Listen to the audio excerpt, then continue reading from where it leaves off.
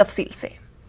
महाराष्ट्र और मरकज के बीच वैक्सीन की फराहमी के मामले पर तू मैमे हो रही है। इस बीच महाराष्ट्र के वजीर सेहत राजेश टोपे ने इस मामले पर ताजा बयान दिया है। उन्होंने कहा कि महाराष्ट्र में कोरोना मामले के तनासुब में वैक्सीन कम फराहम की गई है। उनका कहना है कि यूपी, गुजरात, मध्य प्रदेश और हरियाणा को वैक्सीन की ज्यादा डोजेस फराहम की गई, जबकि महाराष्ट्र को 7 लाख डोजेस फराहम की गई।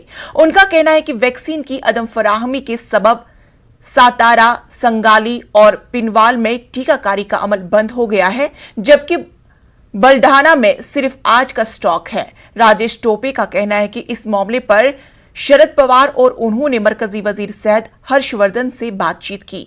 मरकजी वजीर ने हर मुमकिन मदद की यकीन दहानी कराई है। बड़े पैमाने पे वैक्सीनेशन कीजिए और जैसा भी आपका खत्म होता है हमारे को बोलिए। मैंने उनको इतना ही कहा कि भाई हमारे लिए कोई हालत में 1 हफ्ते का तो भी स्टोरेज दो। रोज अगर ऑक्सीजन ये सब खत्म हो रहा है तो जो लोग हमारे सेंटर्स पे आते हैं उनको वहां से वापिस जाना पडता आहे। हे सगळं मी त्यांना स्पष्टपणे सांगितलेलं आहे। मला वाटतं की ते गांभीर्याने नोंद घेतील आणि वॅक्सिनचा प्रश्न फार कळीचा प्रश्न